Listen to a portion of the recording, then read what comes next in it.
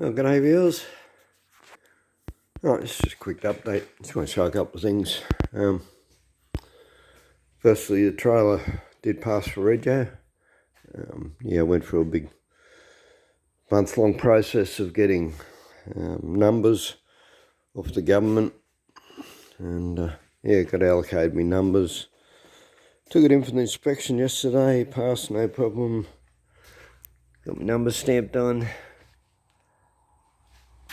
Appliance plate on, which I don't really need. I found I don't need it now anyway, but anyway. Blake that got me the numbers printed me up a compliance plate, so it might as well go on there. Right, so that's all that done. Not registered yet. I've got to wait till wait a fortnight. Next pension, I'll be able to afford to register it, and which is good. It means that as soon as that how would you call it? Pod. As soon as the pod's finished, the VW pod's finished, I can actually go out and use it. So, as well as, this is a multi-use trailer. This is why I registered as a frame. This is why I have bolt-on guards, bolt-on lights, etc. Because the pod's only held on by 4 bolts. I'll be making a frame that bolts on. I want to say a frame. It's a bar with some tracks and things, so I can put push bikes or motorbikes on there. I can also use it for lengths of wood, sheets of plywood, and whatever. Put a boat on there, and there's various options, and that's the one thing I want to do. I was actually planning on doing that with my big trailer. That's that green thing you can see out the back there, but it's just too much hassle lifting that cage off, and then the thing's too big anyway, it's long, it's heavy, and you got to go into town or places like that. It's just a pain. So that's why I really needed to have a second one. Got my lights done. Got the cover plate on the back. Ran out of paint, but anyway, we'll get to that. Put a bit of primer on it so it won't rust. So, but that's now just, you can see the plugs in there, so it's just a matter of plugging in. Plugging wires in, and then there's, you're not doing things one-handed, I'm trying to fit up now because the bolt's in place, but just bolts up 4 bolts. Plug the wires in 4 bolts, it's on. Got my nuts welded on the back for the number plate as well.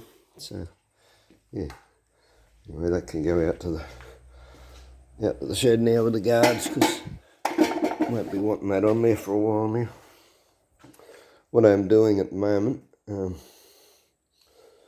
because I got 6 bolts holding this guard on. I don't know if it's that necessary, but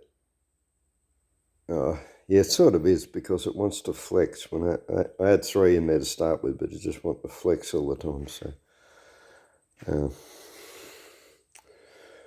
I've got these spacer bars at the moment too, which hopefully I won't need pretty soon, because the plan very soon is to shorten the axle. This is actually a solid bar. It's majorly heavy, so I can lighten it, and it'll be like cutting it back 2 inches 50mm back about here. Then I'll be having a pipe overlapping it, or telescopically overlapping it, and there'll be 4 plug welds, and then a circumference weld as well. And but the whole, as well as making it a bit lighter, the whole purpose is to pull wheels in like a good inch or more either side, because these cars, these are off the original box trailer. The box trailer was made in, Dad bought it in 64, so it's old style measurement. It's 4 by 6 foot, not whatever the metric equivalent is, but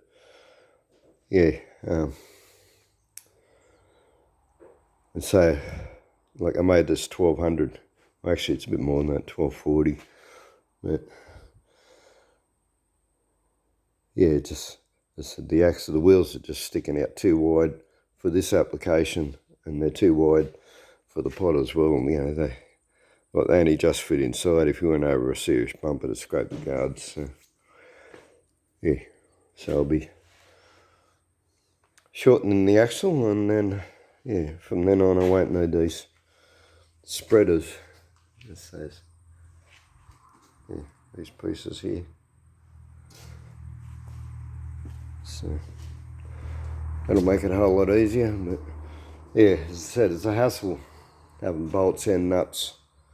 Yeah, holding it all in place. Holding one with a spanner and the other, spanner on the other side, 2 spanners, or wrenches as you call them in America. And yeah, so what I'm in the process of doing right now is I'm welding the nuts in the back of it. Hopefully you can see it, eh? And you don't sort of really need a lot. That's pretty crappy actually now that I'm looking at it. It's only holding one spot. That second bit of weld missed it, but yeah, it's got heaps on the other side. Not going to come off. But yeah, there's a bit of a process in welding nuts. This has actually come up a little bit high, but I got away with it. But to start with, you don't want to do the bolts up. Like you put a bolt through and you bolt it up so it stays in place, in the right place. In this case, I bolted the guards back on again because these holes were they were like 10mm holes with 8mm bolts. So I had to make sure they were in the right place for the mud guards. But yeah, you just nip them up. Don't do them up tight, because if you tighten them up when you put the heat on the welding, it'll distort the thread. And the other thing you do is you start welding like on the frame itself and then pull the weld into the nut. Like if you start on the nut and then come back, they tend to, it tends to not bite into the frame as well. Actually, yeah, I might go over that actually. That's not that great a weld. This is the first time I looked at it since I've done it. And because there's no light on there, it's sort of difficult to see once you get your helmet on, to see where you're welding. But yeah, I'll put another one on that. I'll put another one on that as well. And, yeah, that one's pretty decent. Not that you can see it that well. And, but yeah, as I said, start your weld on the plate that you're welding and then push it into the nut. Try and sort of minimise the amount of heat you're putting on the nut. Put enough just to bite into the nut, because if you get too much heat on it, you'll end up distorting the thread and welding it onto the bolt or whatever. So anyway,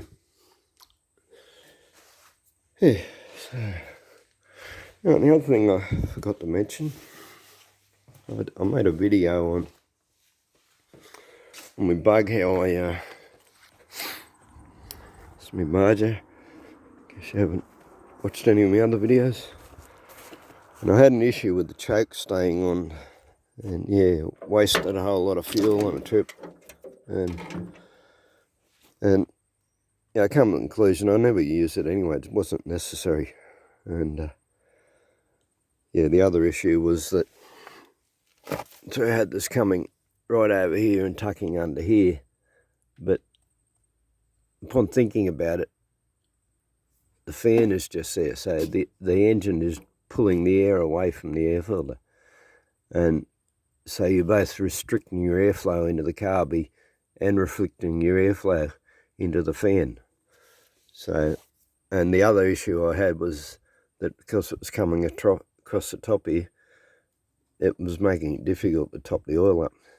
These are a weird thing. If you just pour oil in there, what it'll do is runs down to the bottom here and then just runs straight out the hose. That's a friggin' stupid idea. Don't know who came up with that idea, but yeah, so you have to get a funnel in there and make sure you get past this breather into the actual tube, or you just waste your oil. It just runs out on the ground. Anyway, so I've moved it all, taken the choke off completely, and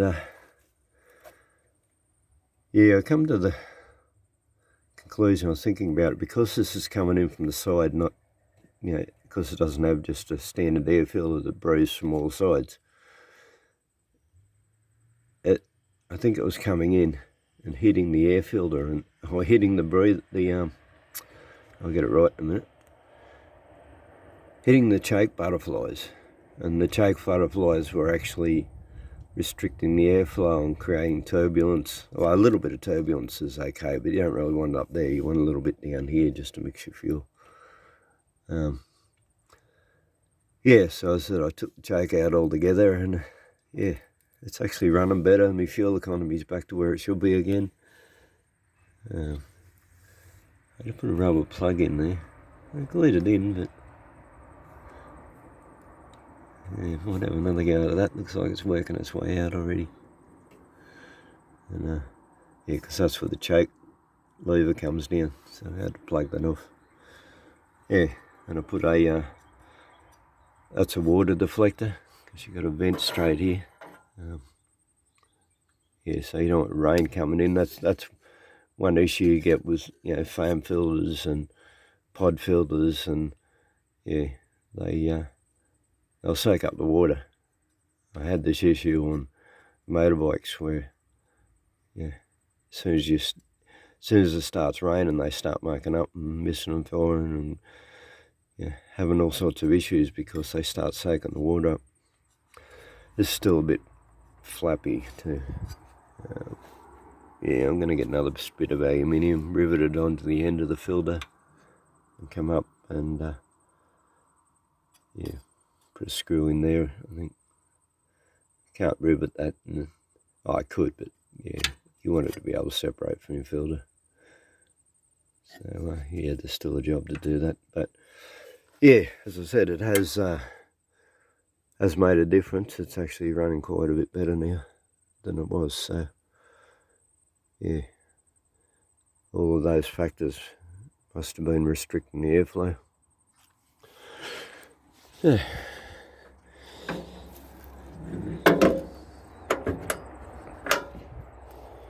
Alright, I guess that'll do it for this video. It's better I can show you. It's just, as I said, thinking of things that I forgot to mention on other videos, and we get back into this tonight. Fortunately, I can't lift it by myself, so gotta wait till my son gets here and my eldest boy, and we'll lift it back on, get it off the trolley. It's just easier, a bit higher, whatever. Get it back on the trailer. So yeah, and we'll get stuck into it and try and get it finished. If you're still with me, I was just thinking about another project I'd like to do. Not going to tell my wife at the moment. She'd have a flip out. She hates all these projects I'm doing, and because it costs money. That's the main issue. And the other issue too is, I suppose, she'd probably prefer I was in the house every night sitting around watching the stupid television with her, than being out here in the shed. But I don't watch television anyway. It's just all lies and propaganda anyway. I can't handle being lied to. So and it's so blatant lies. They think we're complete idiots. I suppose most of the population probably is. And anyway, what I was getting to is we got quite a few unused rail tracks in Tassie, and some of them go through some really nice places. Like one in particular, there's a rail line that goes out through Lilydale. I'm not sure where it branches off the main line. The main line gets used, so. But I think it goes all the way to Scottsdale, actually, which is a long way. That's a good 100k. I think, maybe not 100, but it'd be somewhere near it. It'd be more than 50 anyway, from start to finish. So, and I got this Briggs & Stratton engine here that I started restore and months ago and never got back to, but it's a 5-horse. So yeah, if I can get some rail wheels, and if anybody in Tassie is watching this and they know I can get some, or they've got some, like when I say rail wheels, I'm like mining cart, yeah, 6 to 10 inch high. I'm not talking about big, huge, heavy train wheels, but yeah, mining cart wheels, because I looked them up. They're about $350 each to buy them new, to buy proper ones. I watched a few videos of people who've made rail carts, and yeah, those that tried to make their own wheels out of cheap hardware wheels, they all broke. So yeah, that doesn't look like that's the way to go.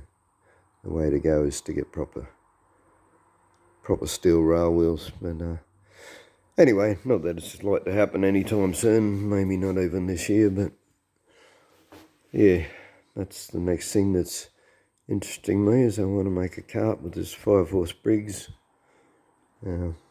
Just a one bar control, push, to be belt drive, so to be push forward to engage the belt, pull it back, disengage the belt, put the brake on.